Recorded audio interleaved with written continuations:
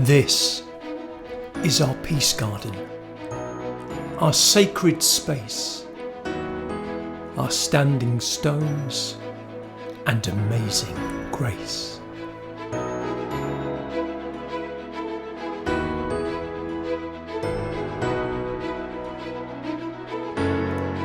This is our stage for music and dance, for jokes and jazz, Shakespeare and romance.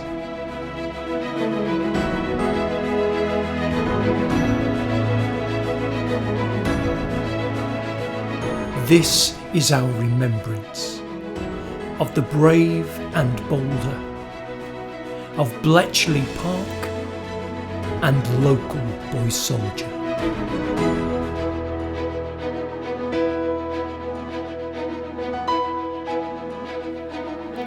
This is our celebration, our calendar of days, of winners and achievements that truly amazed.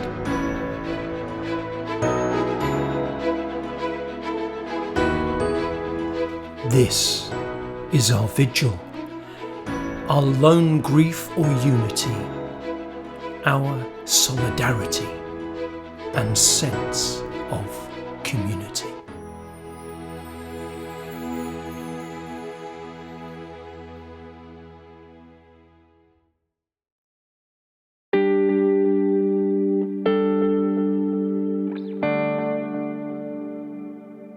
The conversation about having a cenotaph in Central Milton Keynes started on Remembrance Day in 2007. I was standing at the door of the civic offices with the then Mayor Mike Barry, and we were lamenting the fact that on Remembrance Day the council had to divide its resources all over the borough to various places to attend the various remembrance services which took place.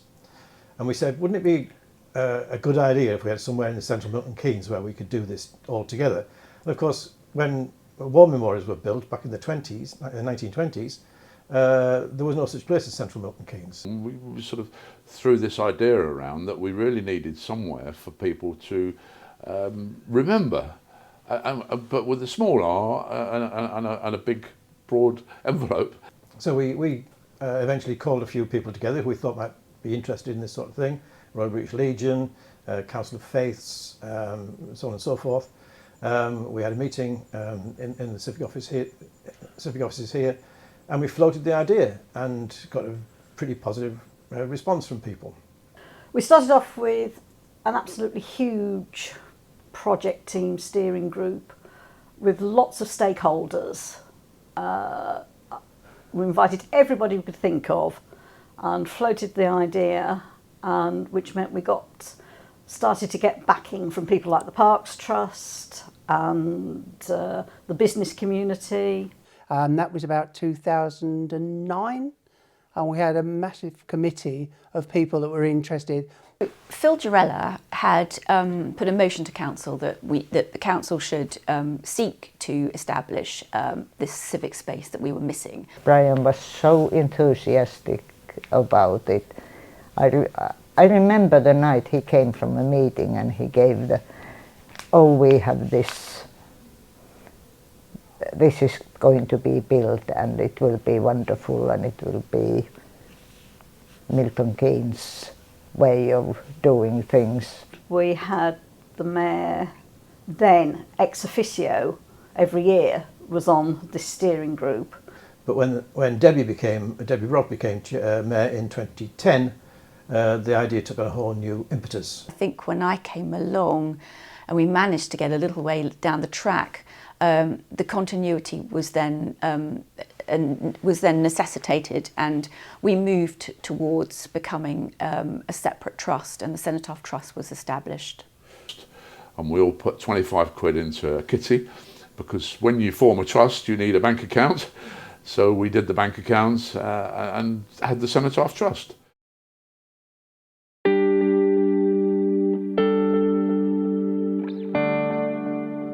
Then, of course, was the problem of where do we put it? Because do we have a little area where we put 100 people or 50 people? or 2,000 people? Well, I became first involved in my role at the council as Senior Public Arts Officer. We commissioned Thomas Heatherwick. He was the lead artist a number of years ago, and he devised a strategy for focusing the interventions along what he called the spine, which is Midsummer Boulevard. My job as Public Arts Officer was very much to look at, well, these are where we've said we're going to be commissioning public art for the best impact and community engagement. So I was on the Cenotaph group to say, okay, which of these do you want to go with? And then I was in conversation with David Foster, the Chief Exec of the Parks Trust, who'd got an issue around wanting to redesign the top of Campbell Park. Campbell Park at that time wasn't particularly well used. A beautiful circular pond was built there by the Development Corporation, but over time it began to leak, and when kids were in there paddling around, if there was a broken glass, they couldn't see it. So that was a problem we had in the Parks Trust. At the same time, people at the council and elsewhere in the community were desperately looking for somewhere where events could be celebrated and commemorated. And happily, the two things collided, really. We had this problem. Other people wanted a place in the where it could be, where we could have celebrations in Milton Keynes. And so we hit upon this idea, well, let's see if we can do something with that top end of Campbell Park and the pond in particular. And so he invited me to have a conversation with him about involving an artist. Could this be a creative output? Would it sit within the Thomas Heatherwick and the public art vision? And he'd got a good budget. And I've got this other group who've got an amazing vision, haven't really identified a place, but on the spine, could we combine the two? Perhaps one of the original thoughts was, is it a little bit far out? Because at that time, there was less going on up there. And I think that was part of David's vision for the Parks Trust as well. Let's bring more people into that park, that central park of the town. Funding was the biggest issue. I know we tried to go to the lottery, we went to the Arts Council. I think a lot of places we went to try and get money. The funding came together with a mixture of efforts, really. The partnership was there anyway, so it was the council, the Cenotaph Trust and the Parks Trust. The Parks Trust would already have been having an outlay to redo the pond area, and the Cenotaph Trust had raised some funds and had managed to attract some private donors as well. And then the Parks Trust really then enabled the council's contribution by forward funding the project. So this was against 106 funding that was yet to come in against builds soon to happen.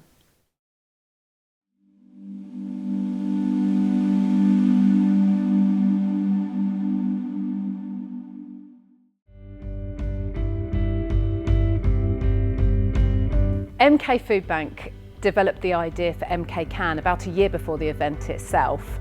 We were experiencing really high demand for our services, and donations unfortunately had dropped quite considerably due to cost of living and amongst other things. An idea had been planted into our minds previously by a radio DJ about why not do a world record. That would be a really good way to draw attention to Milton Keynes and what you're trying to achieve.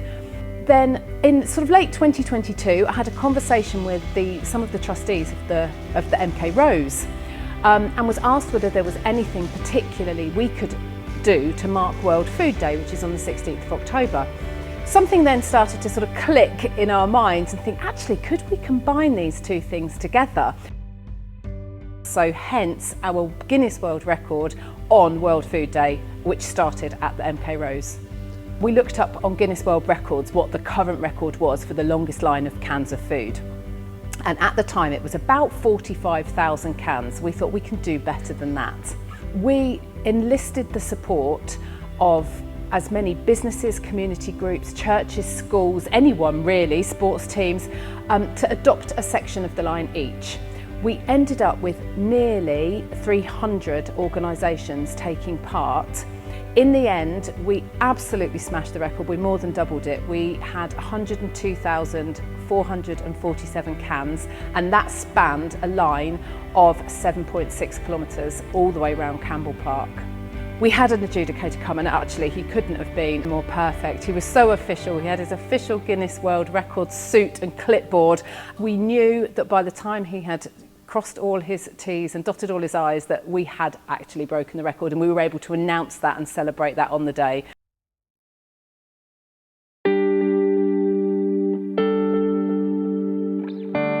There was a consultation at Christ the Cornerstone Church, so there are about 25 various groups there, represented there. And I think that was the point at which we realised that actually we weren't just talking about a civic space to gather for remembrance. We were actually looking for something where people could come at happy or sad times other than purely remembrance. We decided that we wanted something modern for Milton Keynes, and so it was never going to be a cenotaph as the cenotaph in London's understood. There were certain quarters we were berated because people wanted a big cross, and a cross with a sword, and all these symbolisms of war and death. There were lots of open discussions, there was lots of research, there was lots of talk to people as well. The consultation highlighted an artwork as opposed to a civic space, a straightforward municipal area. This was an artwork that people were gravitating towards. That lent itself well to this brief about not speaking to any one group more than another. And to be honest, we didn't know what we were going to build, and that's kind of where the story then, where Marie Kerbishaw came into the narrative and found this wonderful human being, Gordon Young, to be our lead artist. The only person that can actually credit what is standing there today is out of Gordon's head. The Cenotaph Group, they were originally set up because they wanted to do something for 11/11. They wanted to celebrate that day. That was part of the brief for Gordon, that it needed to be about days. It needed to have an element of a reason on a certain day to go to that space. And Gordon was the person who expanded that thinking. The idea that whatever it was going to be was not going to just be a cenotaph, it was going to be something which served the whole community. Sort of morphed during the period when we were working with the artist, Gordon Young, who carried out a wide-ranging public consultation exercise. And it became clear during that consultation period that people wanted somewhere not just to serve them on one day a year. They wanted something which served them all the year round, somewhere where they could meet, where they could protest, where they could celebrate, where they could commemorate.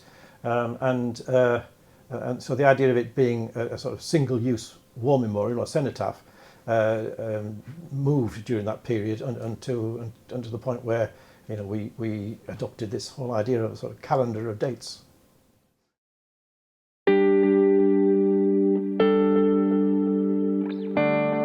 The great thing that came forward was the artist Gordon Young, and what a happy thing that was, because he was just absolutely inspirational. Well, I'd worked with Gordon Young on the Ring of Steel for the stadium, so that was 2007, and then he stepped away to do another project in Blackpool, the Comedy Carpet, and I stayed in touch. As part of the steering group, they asked me to come up with some types of artists that we might want to be commissioning, and they really liked the range of outcomes that Gordon does.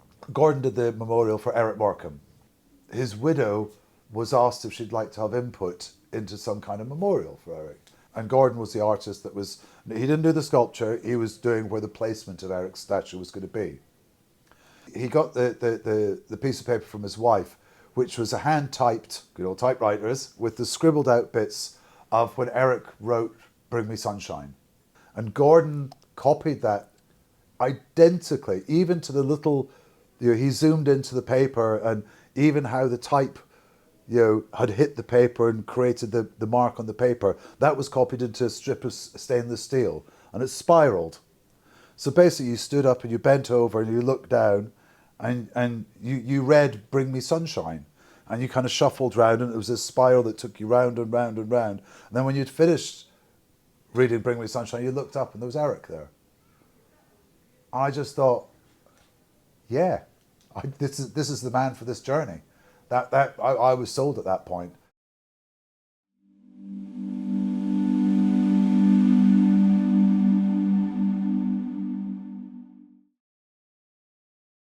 When the creators of the Rose were looking to commemorate in a column the contribution made by local people to the First World War, they decided to use the date of death of a local soldier to mark this. Albert French lived at 60 Young Street, Wolverton, with his widowed father, elder sister May, and younger brothers George and Will. According to official army records, he enlisted in the 18th Battalion of the King's Royal Rifle Corps on October 18th, 1915. He gave his age as 19 years old. He was only 5'3" and 7.5 stone, just under 48 kilos. We're quartered in Musty Villa, which is the name given to our dugout. You have to do your grub up securely or half it disappears to the rats and mice. But they aren't as half lousy as people make out they are. We're having it quite warm here as yet, so that just helps keep you alive. In that same bundle of letters was a letter addressed to Albert from his sister May. 60 Young Street, Wolverton, Bucks, 6th of June 1916. Dear old Albert, just a line, hoping it finds you in the pink as usual. We have just had the sad news to say that Lord Kitchener has been drowned, my word! We hadn't need lose men like him. Dan and the boys send their love. You will soon be sweet 17 and ever been kissed on the 22nd of this month. Well, cheerio, and keep on smiling. I will close now with all my fondest love. Hurry up and send me a line, as you know you owe me one. By the way, Albert, send us a card if you had a chance to get one, as they are so pretty. Your loving sister, May. I sit on the parapet, day is a-breaking, I sit and I wonder, is Jerry awake? I like to peek over, see dawn at its breaking, but snipers are quick if you make a mistake. Back in the town where I was born, people are waking this midsummer's morn. They have no cause to fear someone waiting to shoot them. It's only dawn's chill makes them shiver and shake. The Royal British Legion is concerned not only with Armistice Day and Remembrance Sunday, but we also have within Milton Keynes, we've got boy soldier Albert French.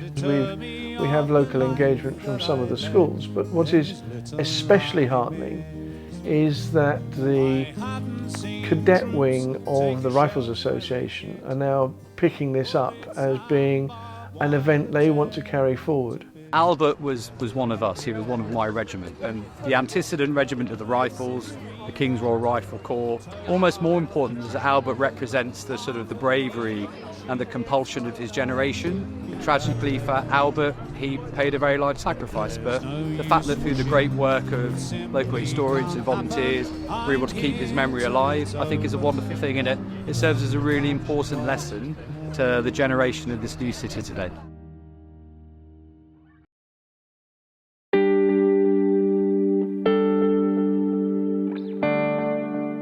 The brief was to do a cenotaph for the 21st century, but also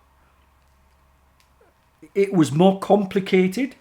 What about other things that could be not celebrated? It's not to do with celebration, it's to do with memory and communal memory. Could it be a calendar of remembrance as well as a one-day cenotaph? And there was a desire for it to last. A love stone, and it just seemed to me within granite there was colours that were significant to the job. The location, that dictated the thing was circular to start with. The power of the circle in sacred architecture, I thought, well, this could be really useful. So I started to tailor a concept to the shape and the size and the site. And the concept involved a circle. That was the first stage.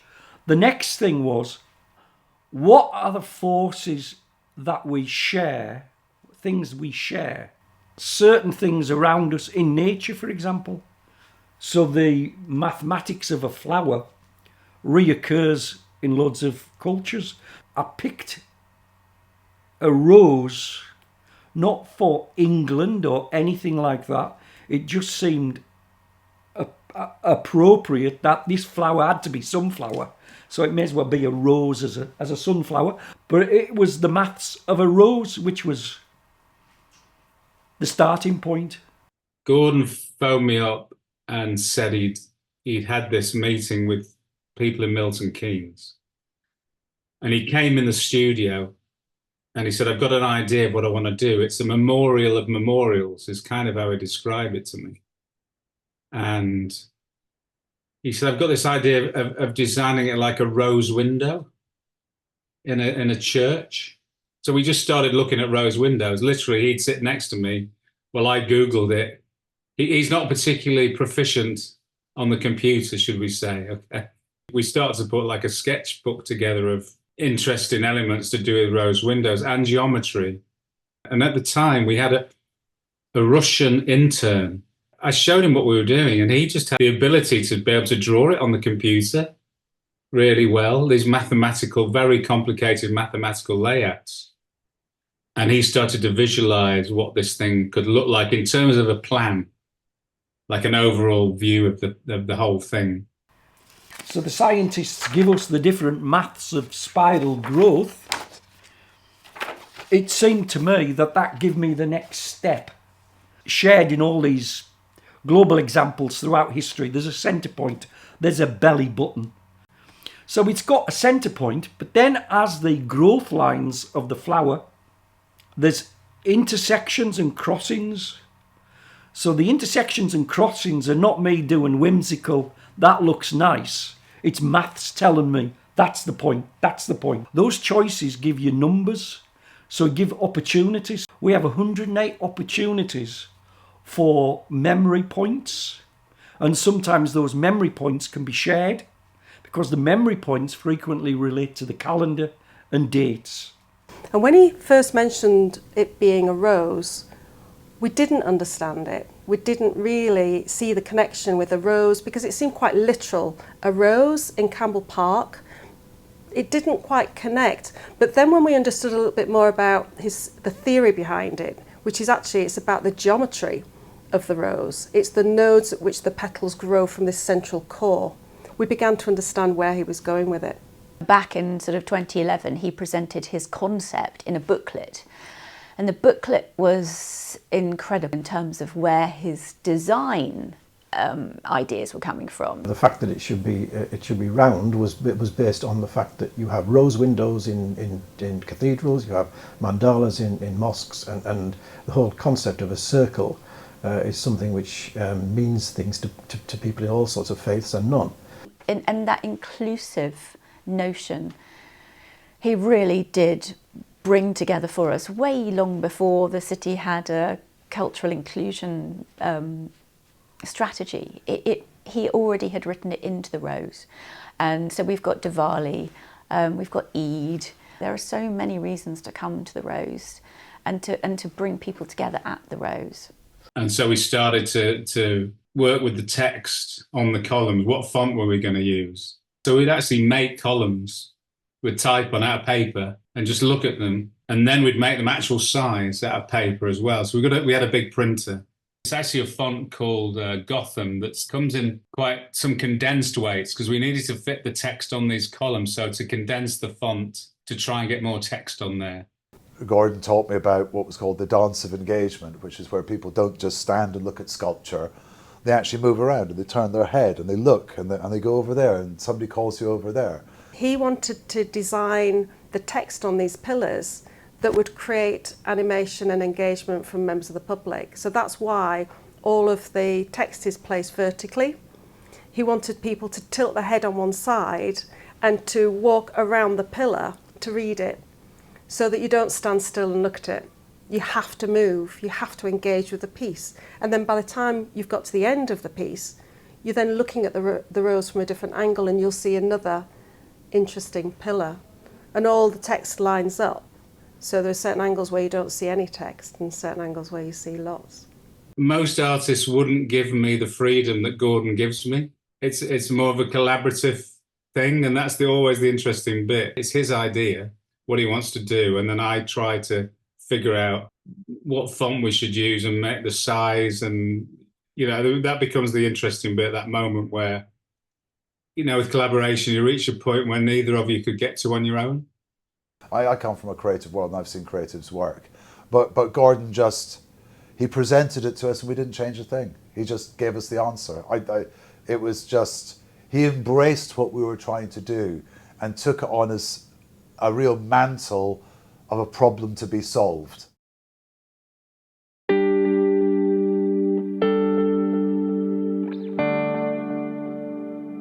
By 2013, those pillar contents, if you like, were really being decided. So Gordon had a team and they were going out and talking to the public and holding engagement events. And separately, Gordon was then going along. He and I went to see Dame Cleo Lane. He spoke to Red Bull about what dates would be important to them.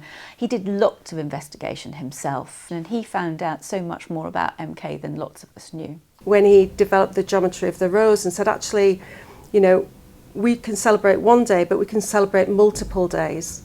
And actually this calendar of days that could emerge are those that have got local importance, but also global significance. In the same way as Milton Keynes is local global, we were all immigrants in Milton Keynes because we've come from somewhere, we bring our stories, some of them are hyper-local, some of them are international.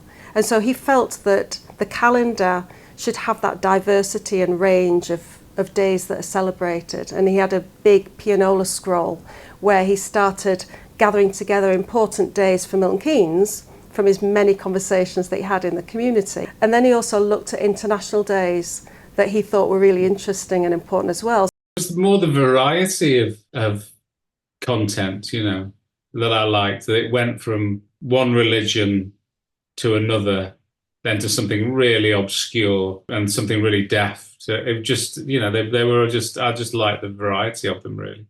Yes, there are some lighter things in there, but life is not all dark. Life is light and shade, and I think the rose reflects this. After the public consultation, I think Gordon was left with a list of, 100, 150 potential nominations for pillar inscriptions. And we established what we called a pillar panel, and it was chaired by the Lord Lieutenant with some independent people on it as well. So no single group of people had a sort of majority on the pillar panel. We felt it was important that there was a body and that there were criteria to picking the dates that were going to be featured on the pillars, engraved on the pillars. I was nervous about certain characters, like the chairman is what the Lord Lieutenant of the County of Range chaired in this committee. It's been taken deadly serious. And I was really nervous about this because this is a work of art as well as civic. It's if they don't want it to be as dry and as dull as ditch water, there's got to be an element of the human, which isn't necessarily that formal. And I'm aware of the consequences of the soberness of elements as well and the seriousness of the job. But to keep it human, I didn't know if it could be recognised by like a formal chairman. But people got it. People were actually getting it and shaping it and dragging it in different directions. In my view, rightly, they adopted a range of interests, so that it wasn't all geared towards war and conflict and remembrance. It was geared towards a whole range of things, which could be celebrated or commemorated throughout the year.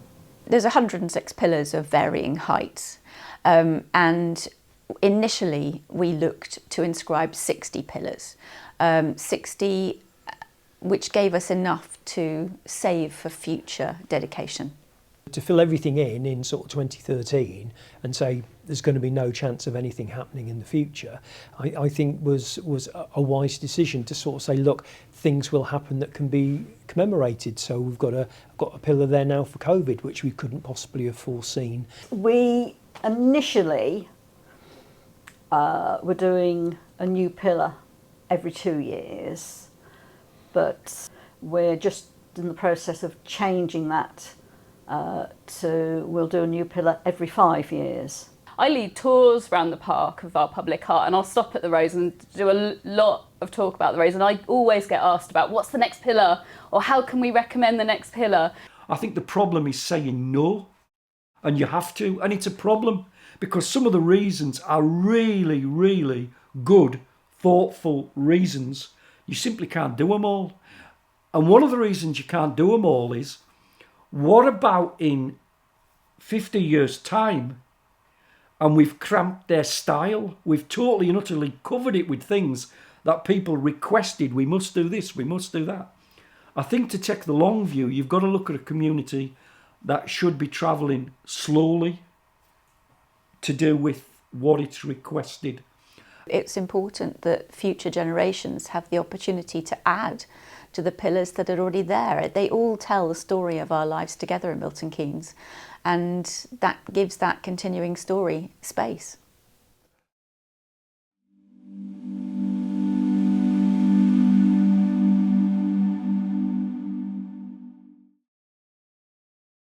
In 2020, I believe, or late 2019, I was invited to be a part of a panel that we're going to bid for a pillar at the Rose.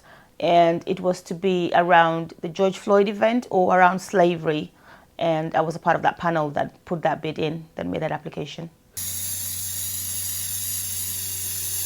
I think for us, getting the pillar was extremely, almost personal to each of us that was involved in it.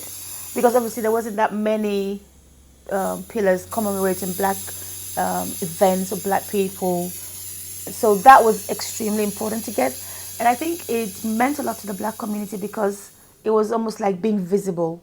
Because obviously when you're in a space and you're not represented, you're not seen, it's almost like you're not there. And so I think the committee taking that decision to include the George Floyd one and also the slavery one, I think was very powerful and very affirming. It's like, okay, we see you, we acknowledge you, and we're going to give you the space to reflect, the space to be present, right? The space to be seen.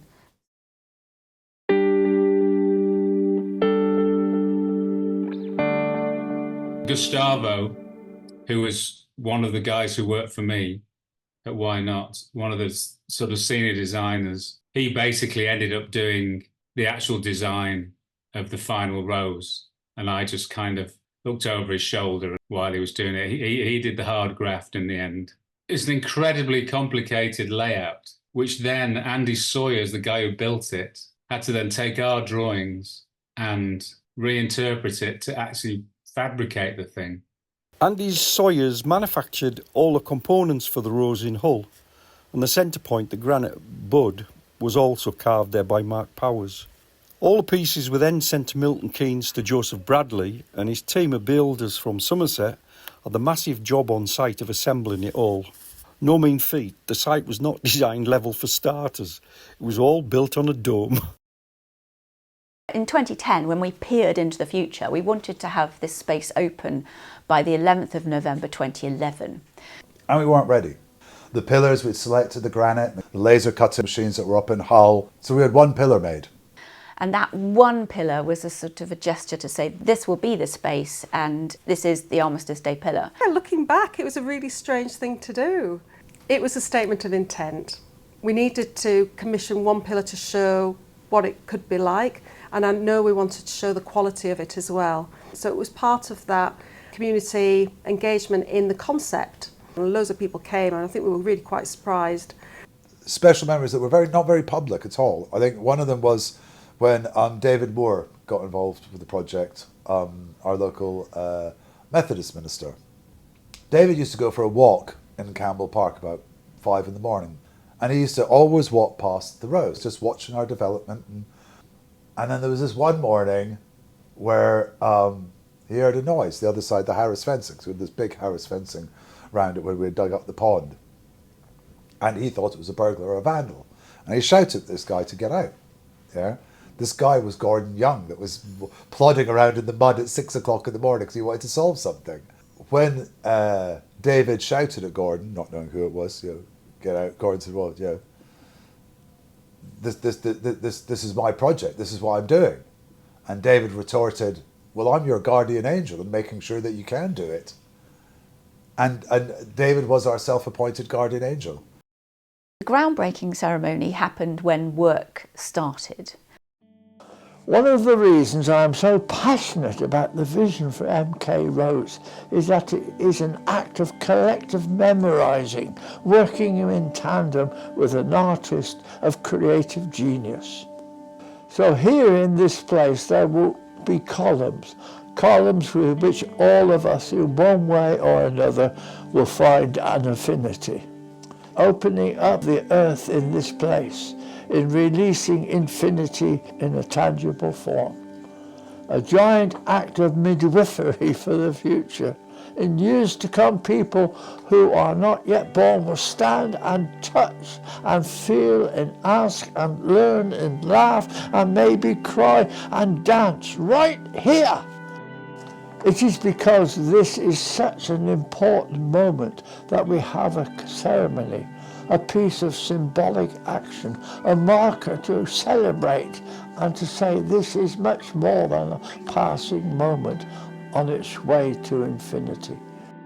We may name the columns, but it will be the future generations who will own them.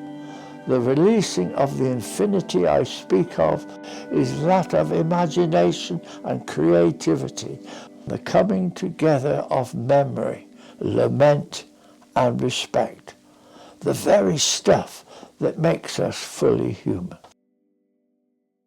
The build was then taking place from April to November. The thing that really sticks in my mind around when the construction was actually happening and going out on site and looking at that was how technical it all was. So every piece had its place. And I remember going out on site and thinking, how on earth are Gordon and Andy and the team remembering and knowing which piece goes where, and if they break it, then they've got to go and remake that. It was like putting a giant jigsaw together. We did have challenges with weather. There was, as is inevitable with these sorts of things, are we going to be able to get it done on time? We had a deadline. We wanted to get it up and ready for Armistice Day. It was a really exciting time to see something so significant being put in Milton Keynes.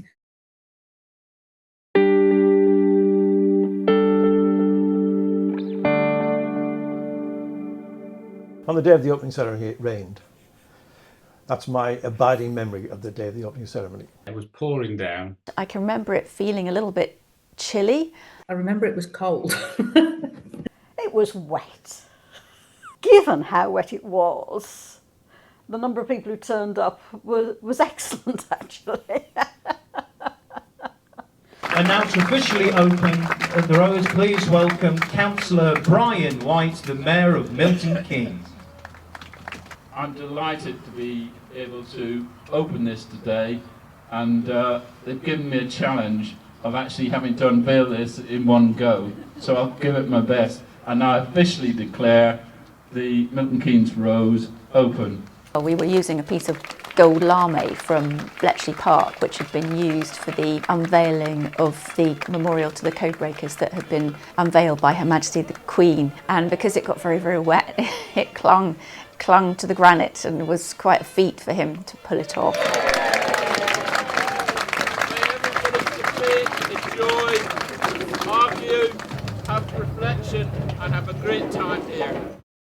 The opening ceremony was like a giant fete. There were lots and lots of different groups coming together to animate lots and lots of the pillars.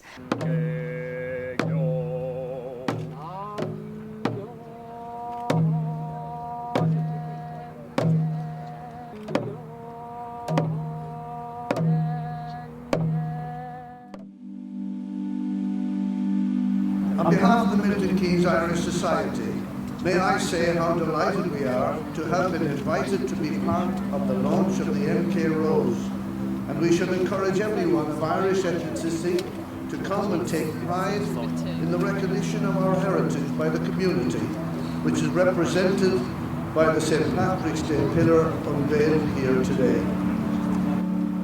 Dormila Margin Galil.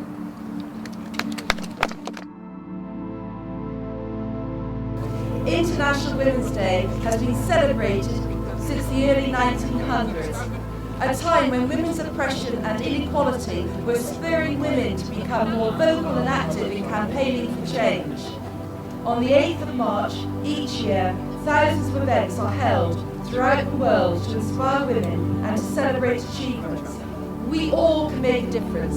We can all act locally so that globally together we ensure that the future for girls and women is bright, equal, safe and rewarding. I wear my purple and green ribbon with pride, celebrating all that women have achieved and will achieve in the future.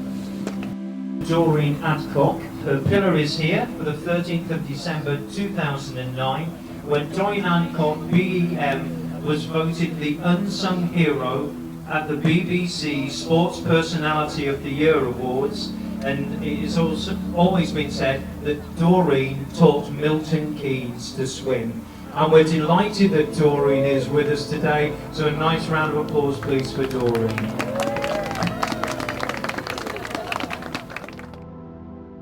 Amazing grace, how sweet the sound that saved a wretch like me.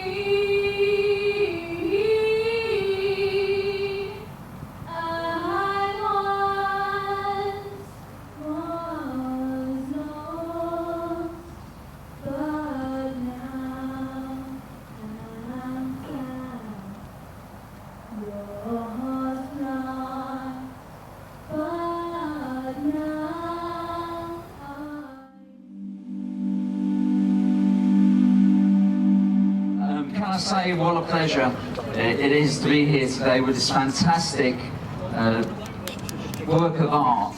Really, really proud to have our pillar here, and I'd like to thank everybody involved in doing such a sterling job.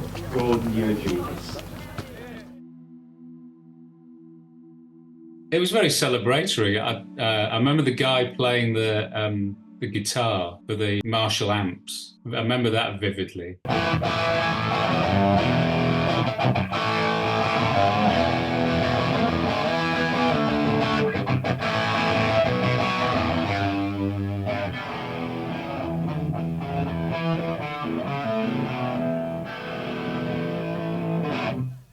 Quite remarkably, given the weather, we had a good turnout and a good day.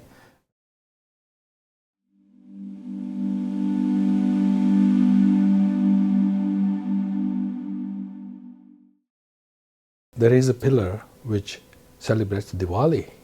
Diwali is a very prominent Hindu festival which signifies the bringing light into your life, and that's why it's a very important festival. On Diwali day we'll go there and we'll put some fire lamps and we'll do decorations to show, and that is the significance. On Diwali day everybody will have decorations on their front door to show nice colors, flames, which is the deep candle burning, illuminating the house and everything. And that's what we try to replicate at the Rose also. And I know I've seen people passing by and say, oh, that looks nice. The Hindu community is part of Milton Keynes, and the pillar signifies a lot about Milton Keynes, all the cultures, all the different communities.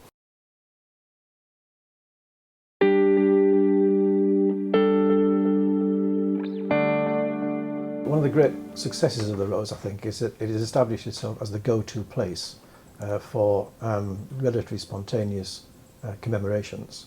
Theatre shootings in Paris.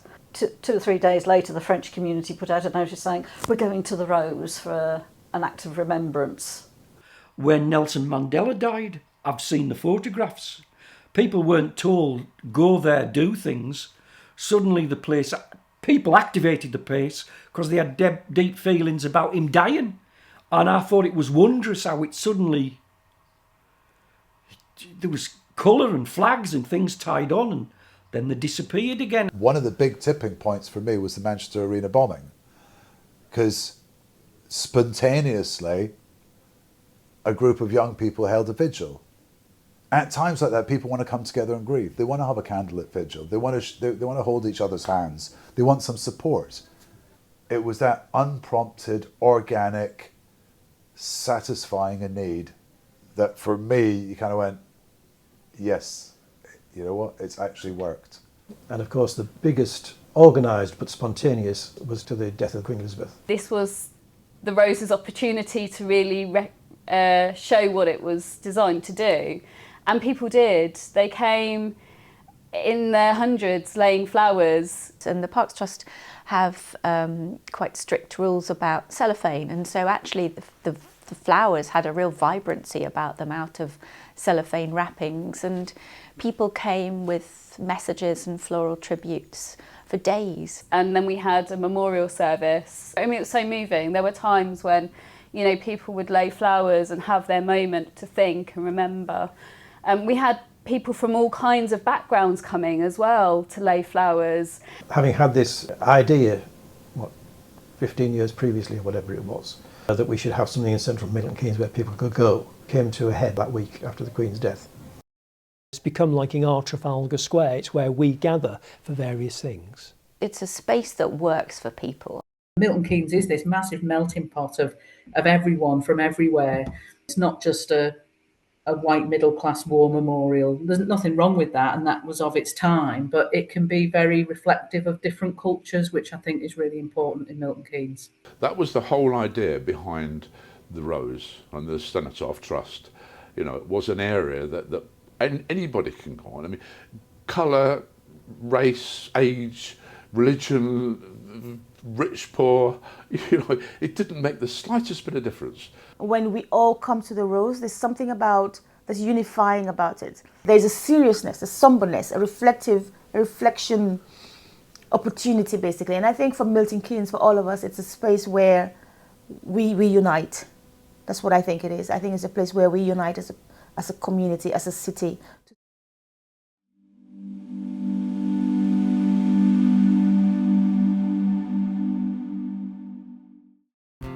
So far away those days of light, when the boys were all marched off to fight, lines of volunteers in bright battalions, marching into gathering night. In particular, Armistice Day, I think, is a very important day in the calendar.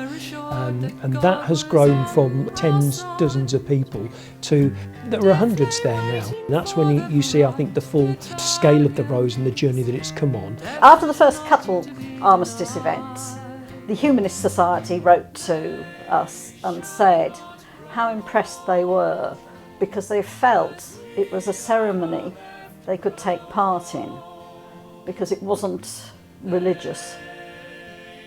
It was stressing, you know, sort of the heroism of the people who served in the armed forces and their sacrifices. And they felt comfortable coming and laying their white poppy wreath. So, you know, sort of to us, that was a real success.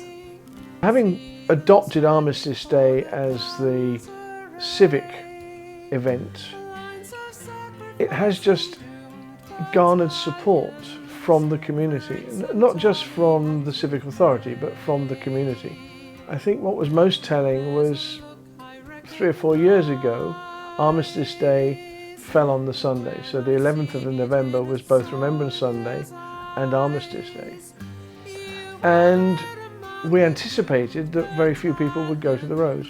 In fact, 50 or 60 people turned up at the Rose anyway. Because of course there is nowhere else for those who live in Central Milton Keynes to go. I think because Armistice Day is at the time of year it is, where it's dull and cold, and you know you've got all the uniforms everybody's in, but then you've got them standing by the pillars, and there's just something quite emotional about that. They shall not grow old as we that are left grow old.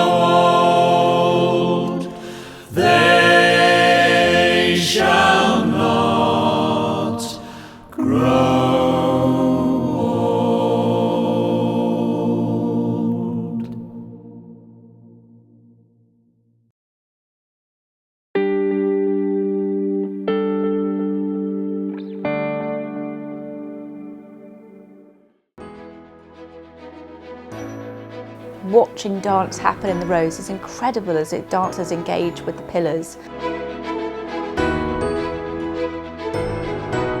Motus have been very good at using the Rose, and Helen at Motus had the most amazing International Dance Day in 2022.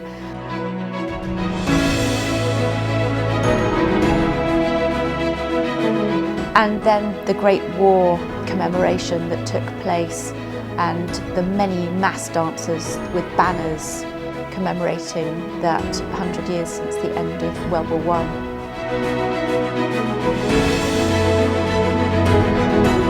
The International Festival was very good at including the Rose, and we've had the bicycle bolero where bicycles were ridden around the Rose and the music of bolero played on bicycle bells.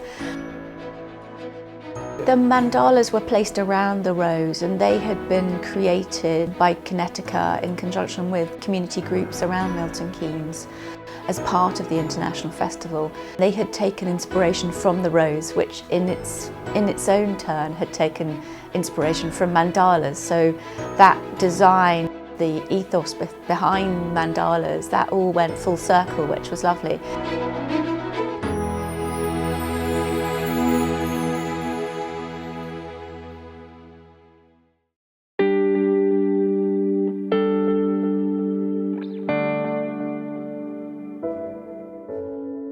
I think the journey so far, and I've been in it the longest because, you know, we started back in that conversation in 2007. I think the journey so far has been hard work, very hard work, but I think justified in the sense that Milton Keynes Rose is now a go-to place.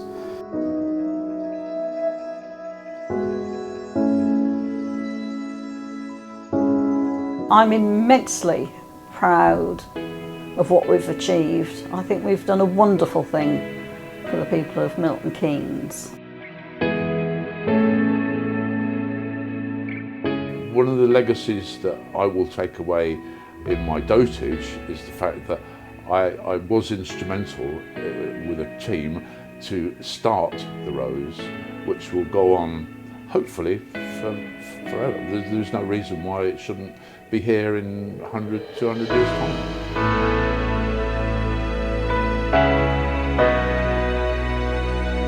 I don't think you could have scripted it. I certainly couldn't.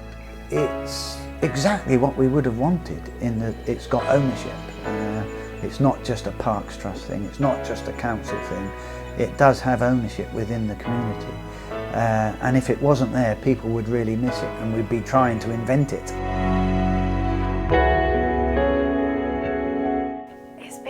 Lovely to watch, and I've had that privilege to watch all of that over the 10 years really. I've almost had a front row seat, you might say. It's a playground for children. They love playing leapfrog on the pillars, they love climbing them. It's educational, it's a sacred space, it's an art space. Dance has happened there, music has happened there. So it's many, many things, and I think that's the beauty of it.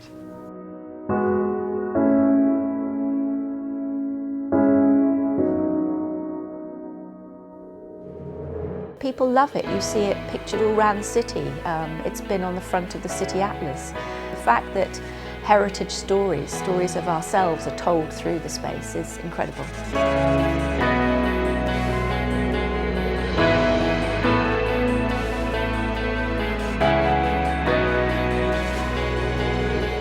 We do things differently. I always said to people, it was like the Wild West when we came here.